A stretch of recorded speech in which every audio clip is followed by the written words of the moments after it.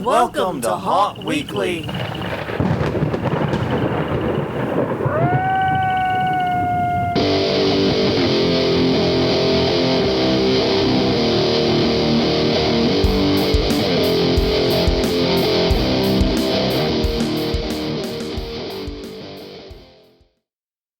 Hello, everyone. I'm Jonathan. I'm Crystal. And this is Haunt Weekly, a weekly podcast. Well, hopefully weekly podcast again soon about the haunted attraction and entertainment community. Whether you're an actor, owner, or just plain aficionado, we aim to be a podcast for you. And we return this week, after completely fucking up the intro, to apologize for missing last week.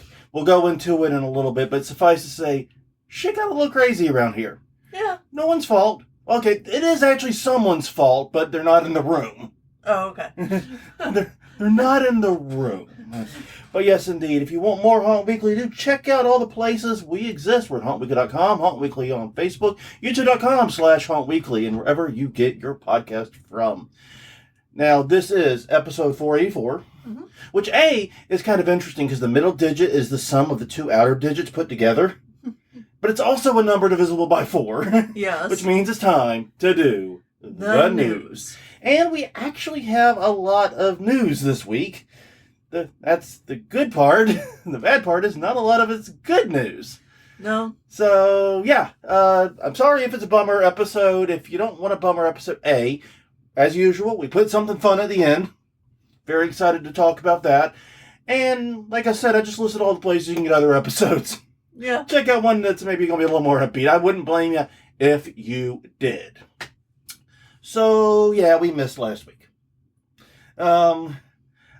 Sorry is the first thing, but the reason is just that work got in the way of both of us.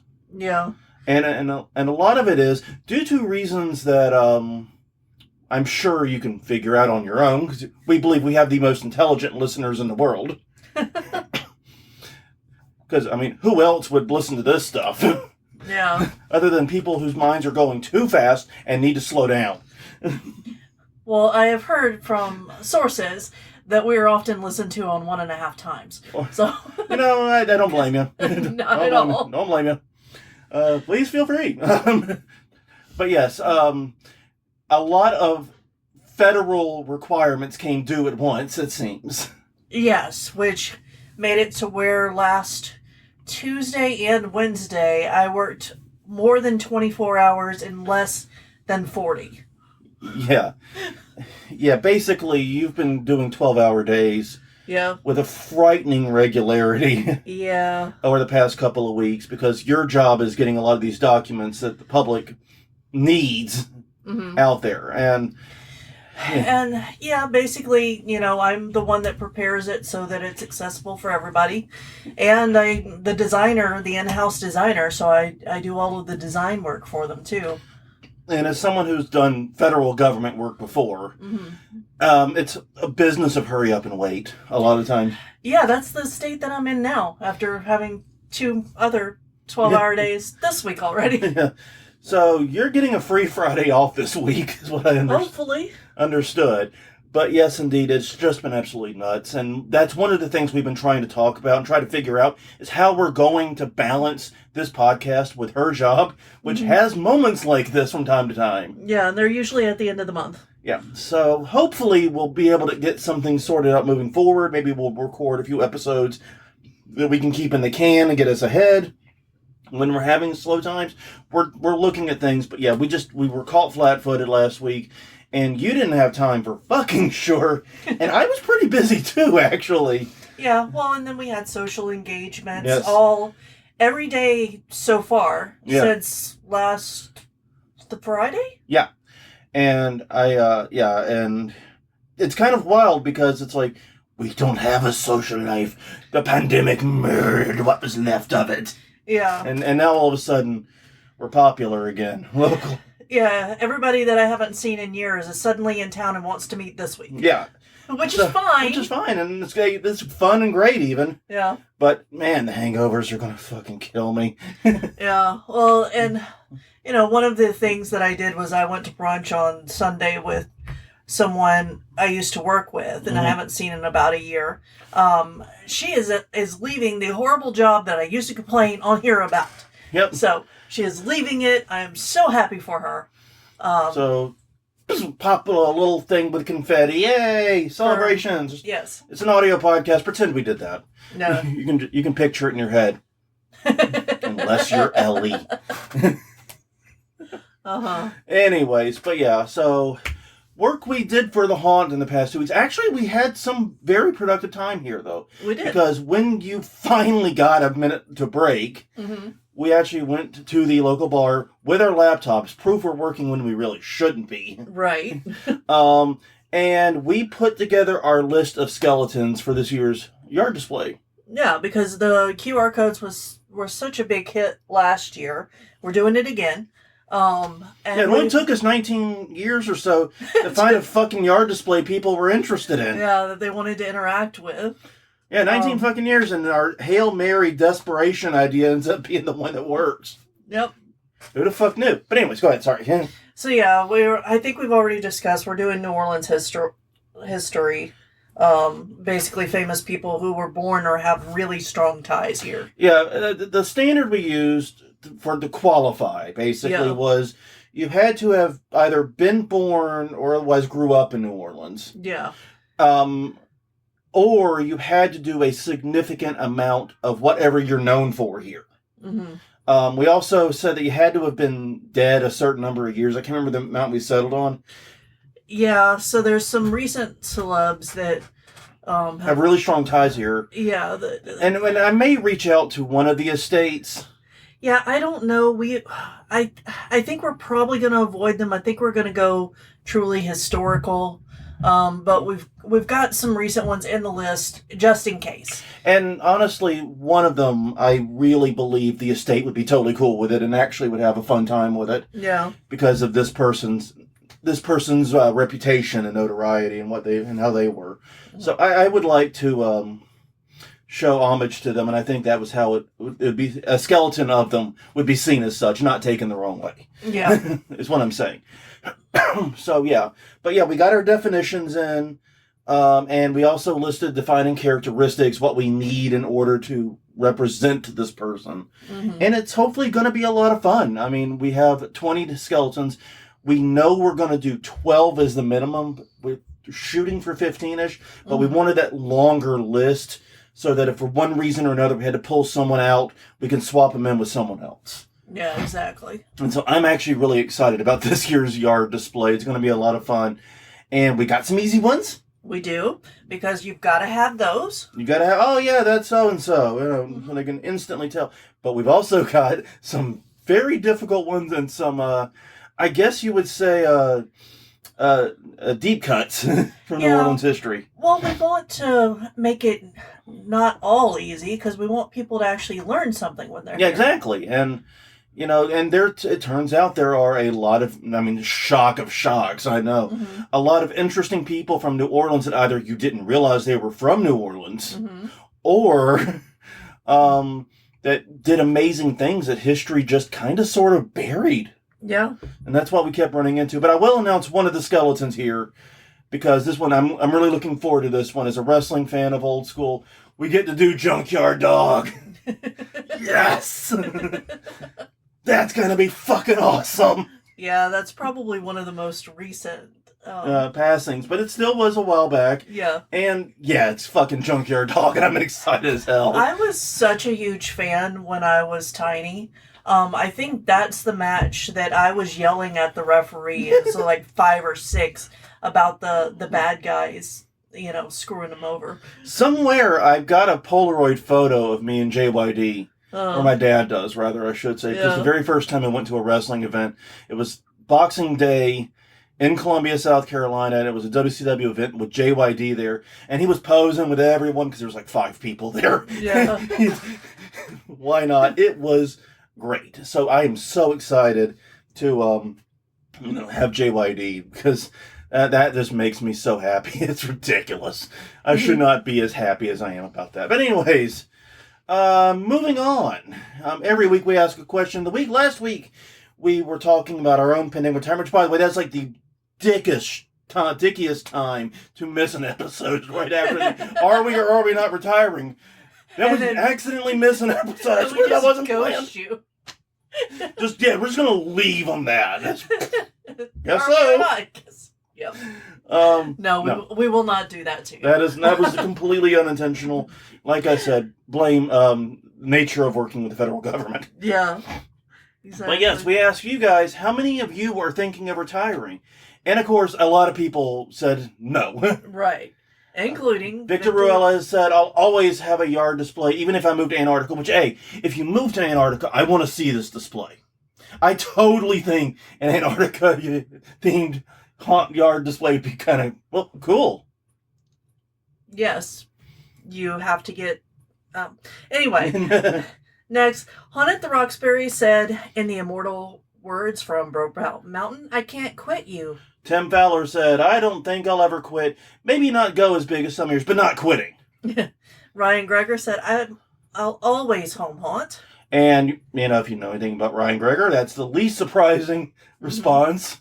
Chad Savage did never and referenced Home Alone. Mm-hmm.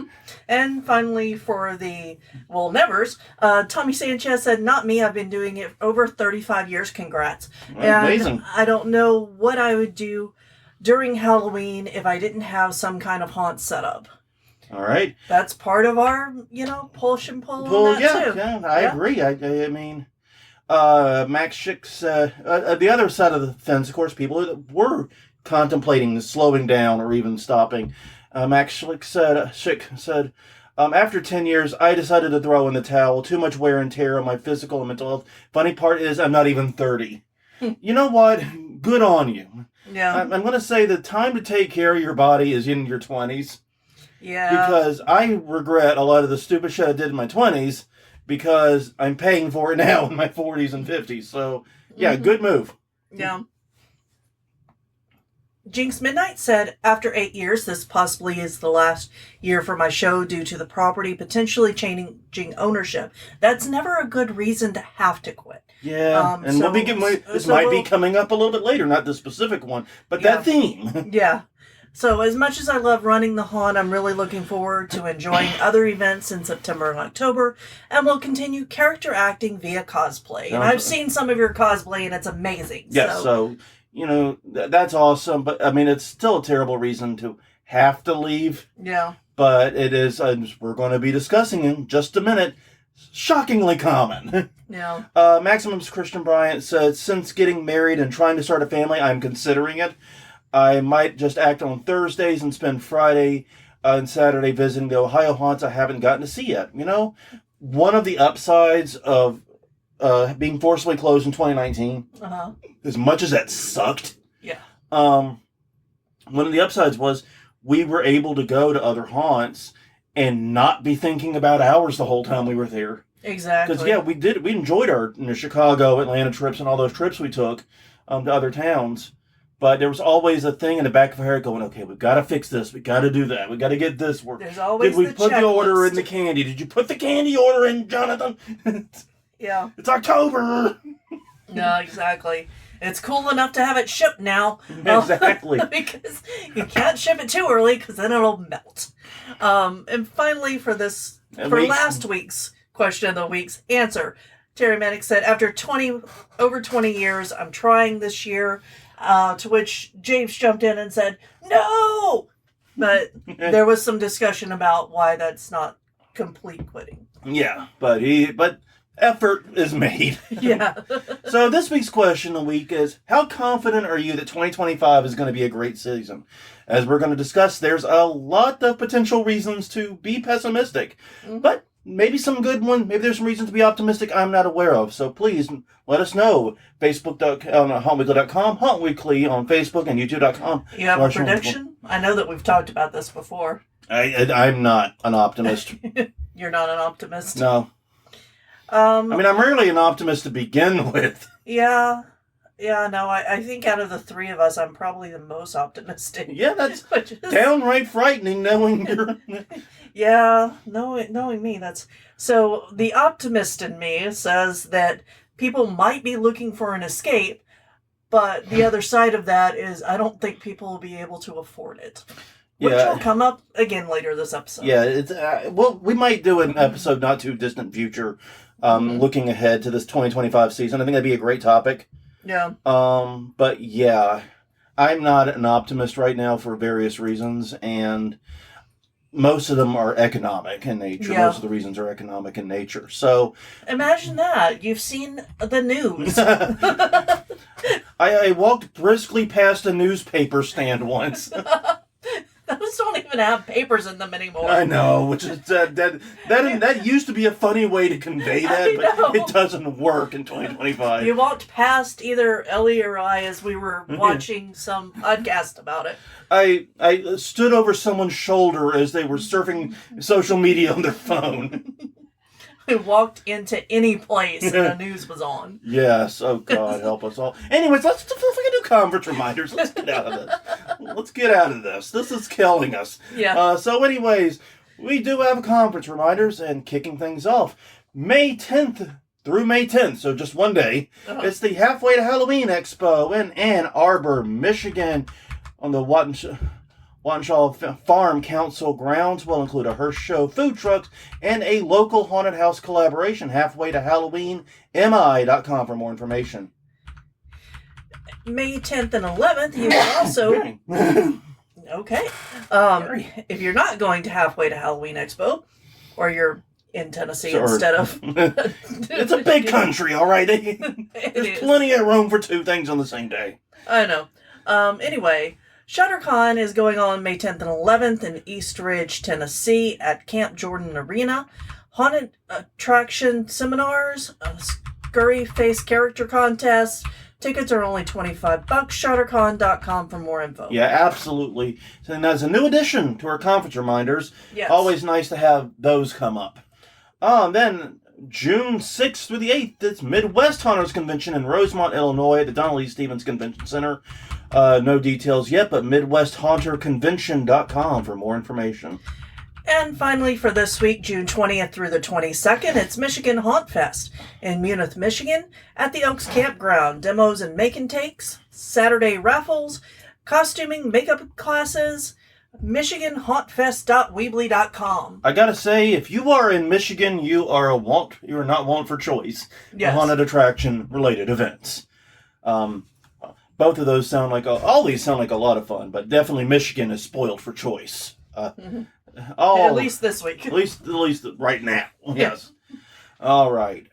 So, anyways, as we discussed at the top of the show, it is time to do the news. And starting off with a good string of bummer stories that I'm not happy about, but what are you going to do?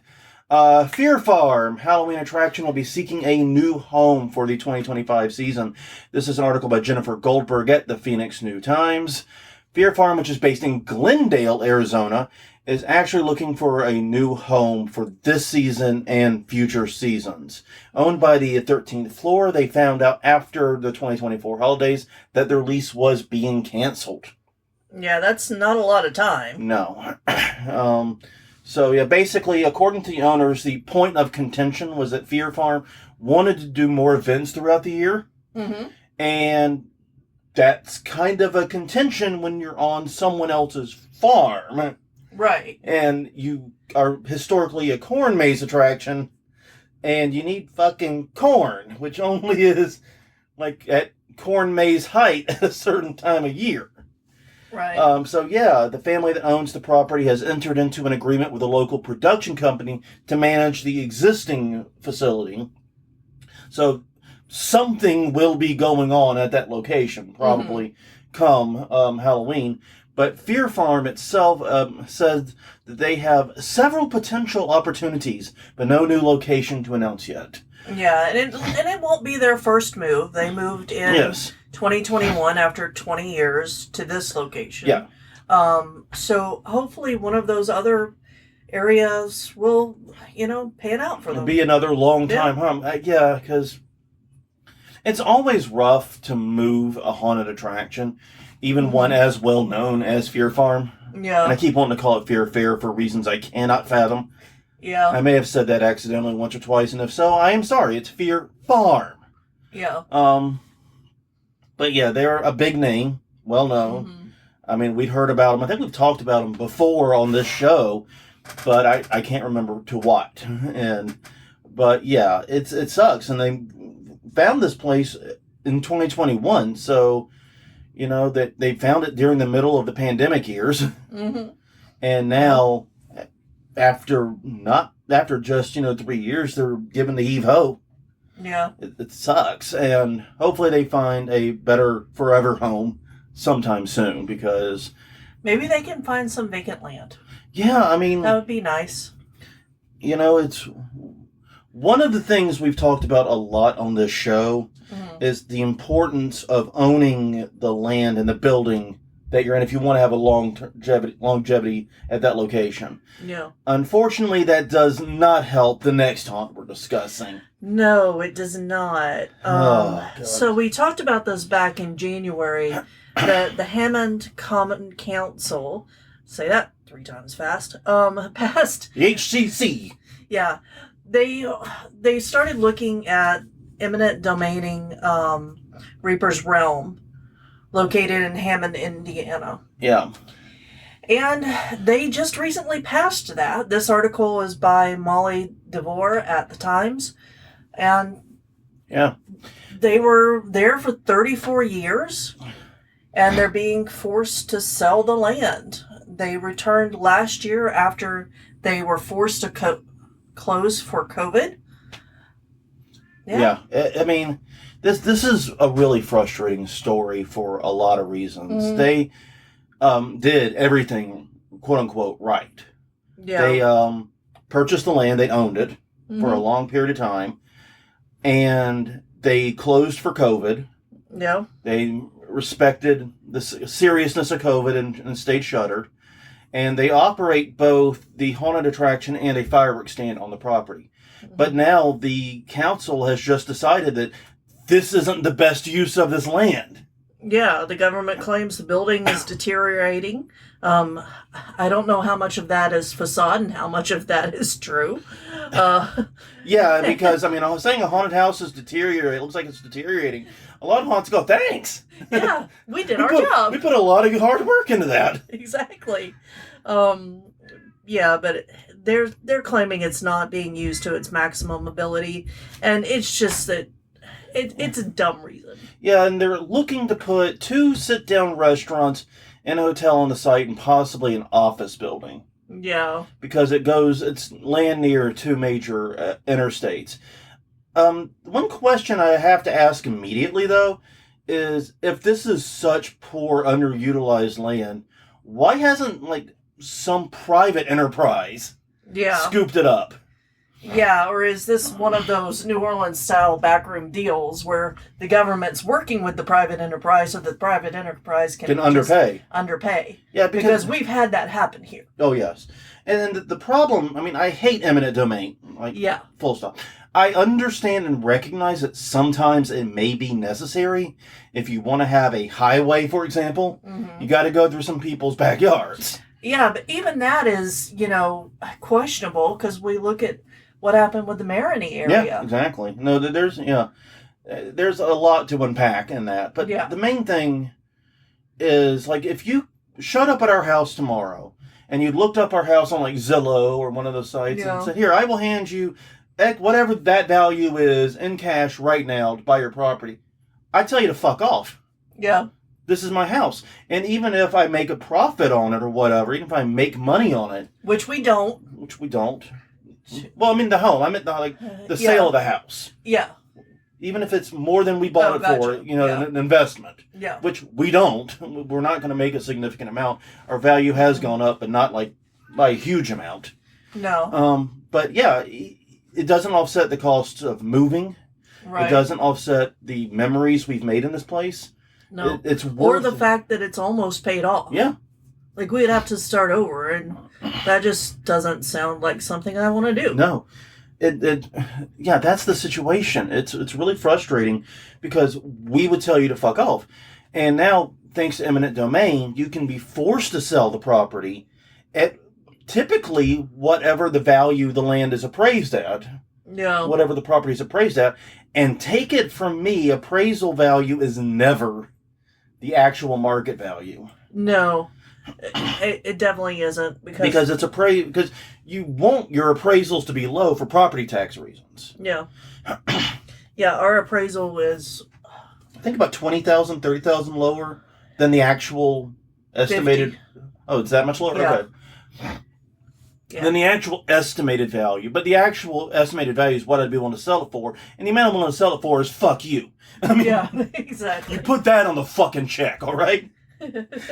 That's what the actual sale price is. Fuck off. Yeah. But yeah, in eminent domain though, you can't do that, and it sucks. And to tear this down with the hopes that you'll get a couple of restaurants and a hotel there. Yeah, that's fucking bullshit. Yeah, there's got to be some kind of. There's something going on. Okay, so obviously it's just conjecture. We're just talking out of our ass about this, but it really feels like there is something else going on here. Yeah, because they're not building a road or a bridge. They're not building infrastructure. They're not putting the new sewage treatment plant there or something. They're hoping to get other businesses there, and that's bullshit. That's absolute unadulterated bullshit. Because, like I said, if those businesses were viable, a good use of that property, it would have already happened. Yeah. Someone would have come along and made them an offer they can't refuse and been done with it. But that didn't happen. So why does the local government seem to think that they have the magic sauce to make this happen? And I don't know. It pisses me off and it frustrates me, and we're going to move on to another depressing story. Gotham, which is a Long Island Gothic event and entertainment venue, is how they describe it, was sadly had to close its doors personally. This is an article by Chris Boyle at longisland.com. I had never heard of this space before this article, I've got to be honest. But it was described as a goth-inspired entertainment venue. It featured a dance space, escape rooms, and an indoor backyard for things like axe throwing, cornhole, various other backyard games. And they also hosted the year-round haunt Chambers of Hell, whose final theme, I shit you not, was Mardi Gras murders. Yeah. It was in March. But yes, they say they've been forced to close due to economic challenges. And judging from the tone of this article, they are far from alone in that area. Yeah, it seems to be like a lot of businesses are being hard hit, just in general. Yeah, and yeah, it's been difficult for in-person businesses like this for some time. I mean, this is not a unique problem to the haunted attraction industry, but it still sucks to see, especially since, like I said, they were doing a pretty solid year-round haunted house by all accounts. Yeah. That had a lot of interest, and they were doing the very smart thing of keeping the themes fresh as the year went on, so you could go multiple times per year and get a new experience. I mean, yeah, but it sucks. The last event was held April 12th. They are currently holding, or have recently held, warehouse sales to try and sell the rest of the items. So if you're in the area, this might be a way to get some stuff for, I don't know, maybe your own axe throwing place or whatever. But still, this really sucks. And yeah, just another sad story we got to report on. Yeah, and continuing with the upbeat news, this comes from an article by Chris Morris at Fortune. The $20 Halloween costume that was the price last year is now going to be $40 in 2025, warns an industry group. The Halloween and Costume Association is talking about the tariffs about China. Could double the prices of Halloween costumes and impact other decorations. Yeah. And I know that, everything is still in flux here. Yeah. And honestly, we're going to record this episode and probably upload it almost immediately after. Yeah, this is April 30th, just in case anybody's playing along at home. Yeah, it's actually kind of worrying that we may, things might have changed while we were recording this. And they could have. They could, legitimately. Totally could have. But here's the problem. Major buyers like Home Depot are putting in the orders now for Halloween.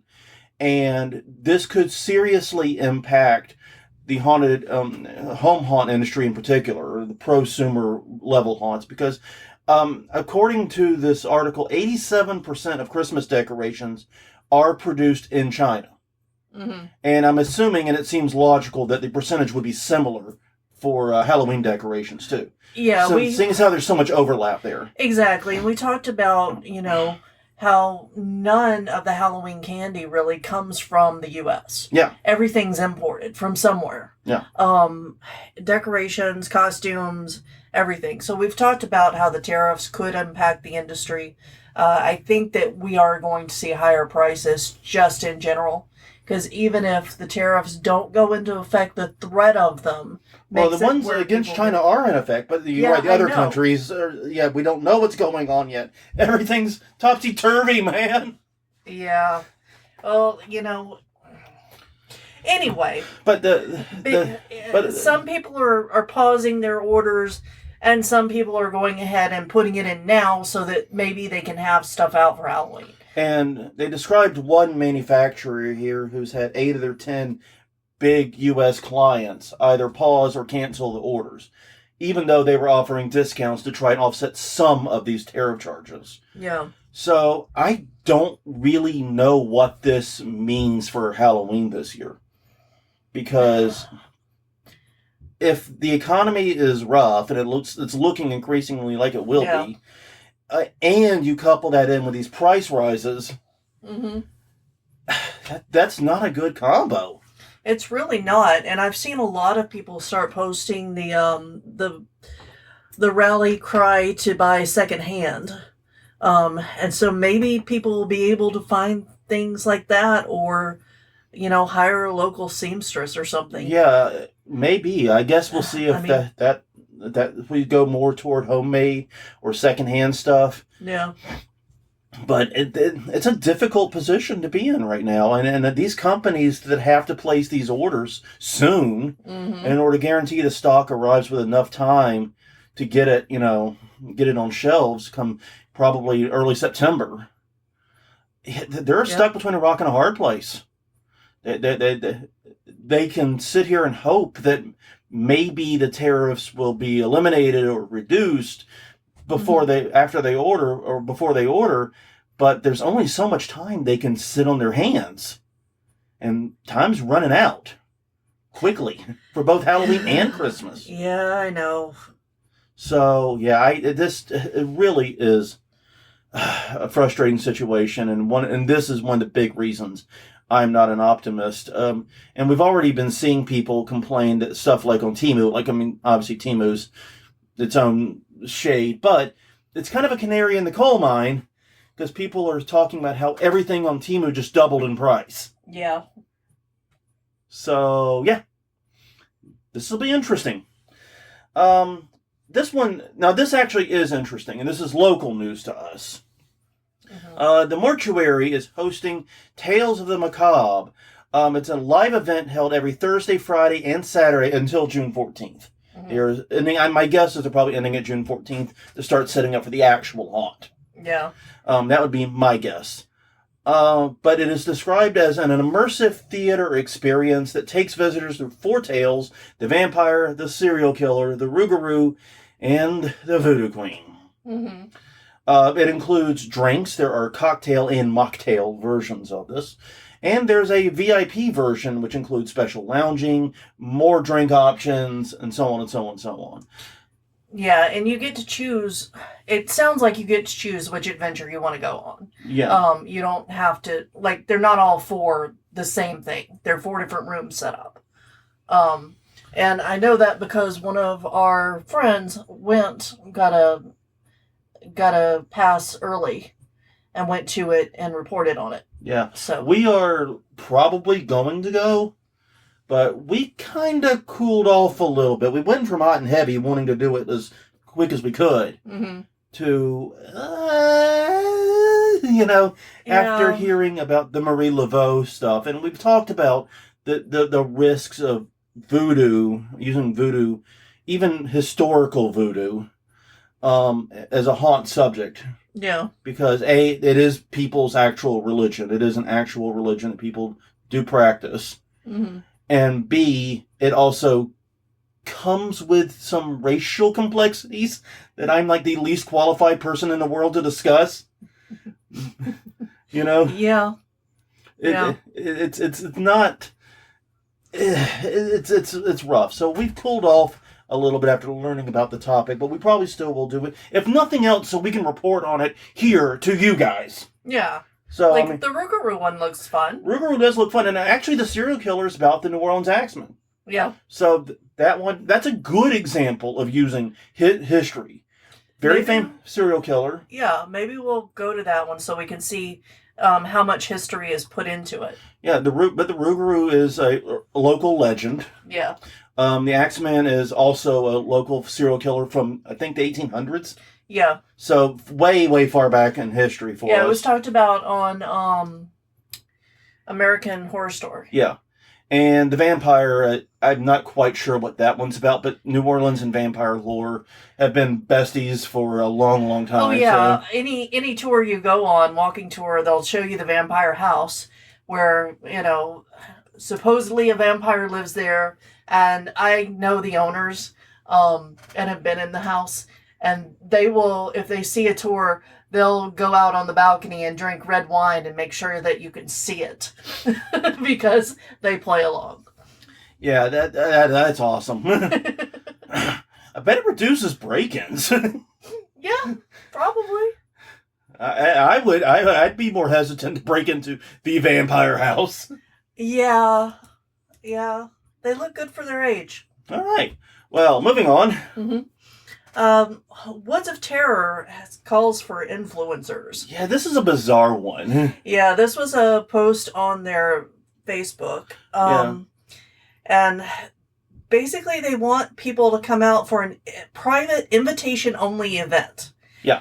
Experience will be ultra exclusive, behind the scenes, and just for that group. Yeah. So I don't know, did they say what makes you an influencer? Well, all they said was if you want to apply to go, you send an email that includes you have to format it a certain way. We'll link to the instructions. Show your social media links to prove you've got followers. Yeah. I don't think we're influencers for this purpose. Though we would be very well targeted. We are not. I don't think we meet their qualifications. But, no. But that said, it's fun. It looks like a fun event. It's just, it's kind of interesting. I've never seen this approach to using influencer marketing. Not so heavy-handed. And this was ahead of their Halfway to Halloween event, which is, by the way, coming up this weekend. So, Yeah, it's definitely something to think about if you want to get, people in. Yeah, I've never seen it done quite this heavy-handed before, but it certainly is an interesting approach, and I'll be curious to see if it pays off. All right, so you sat through all the bad news, and now we're going to give you something fun to send you home with. And this is a YouTube video by Brick Thunder on YouTube, and he's highlighting HalloweenCostumes.com 50-foot Stay Puft Marshmallow Man from Ghostbusters. Mm-hmm. You heard that right. 50 feet, 5 stories. Yeah. Look, we've long criticized inflatables on this. Yeah. I mean, some of them are cute. They've actually gotten a lot better as part of it. They have. They've genuinely gotten a lot better. But, because let's be honest, the first inflatables did look like absolute dog shit. But they've gotten a lot better. But this one is 50 fucking feet tall. Yeah. And you can buy it right now. It is available literally right now on HalloweenCostumes.com. It's $1,000. Plus 200 shipping. Yeah, plus 200 shipping. And there is no free shipping with this. No. It's $200 and you'll get it in like a week. So for $1,200, that's not bad for something that's going to literally take up your entire yard if you have a yard. Or be a giant thing in your parking lot to get attention for your haunt. Now, before you do this, I do highly, and I mean this highly, encourage you to watch the fucking video. It's not long. It's only 10 minutes. You can do it. I highly recommend it because they go through the process of setting it up, so you will see how much space you need to set this up. Answer a fuck ton. And also the process, and basically the guy does a lot of inflatables. He's big into them.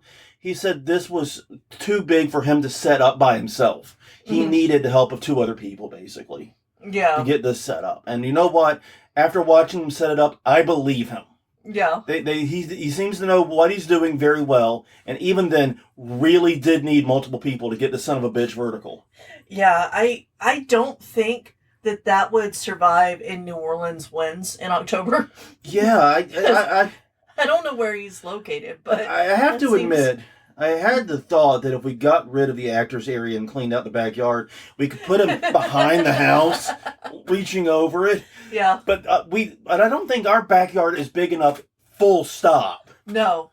To set this up. I don't think it's physically possible because of the size you need. They basically set it up in a big parking lot. Yeah. And it took 3 or 4 rows of a parking lot to set up. It was huge. Now, if you don't think the 50-foot is completely manageable, and honestly, that's probably some smart introspection on your part. Yeah. They do have a $25 version for $600. 25-foot version. 25 version, that's for $600, yes. Yeah. Yeah, and so half the height. The other thing that he emphasized is if you're going to do this, also be sure to bring your own lighting. Because even though it does have some internal lighting, it looks like shit. Gotcha. So you want to put the spotlights on it like in the movies. Yeah, exactly. So you might figure out your lighting situation in advance, too, is what I'm saying. But yeah, I mean, a 50-foot, I mean, I'm glad when they filmed this, they had a drone to help them out. Because, Jesus Christ, you know? I mean, it's absolutely insane. But yeah, if you get this, make sure you got the space and the people to put it up. You're gonna need both. Yes. Well, on that note, everyone, thank you very much for joining us for the past 45 minutes or so. Greatly appreciate having you here. This has been episode 484 of Haunt Weekly, covering the April news. Check us out at hauntweekly.com, Haunt Weekly on Facebook, and youtube.com/hauntweekly, and wherever you get your podcast from, we're there. We're following you. We're stalking you in your podcast app. You think you can go to one we're not at? No, boom, we're there. Okay. It's a trap. So you didn't watch You, but I did. So there's that. Okay, on that note, thank you very much, and we will see you all next week.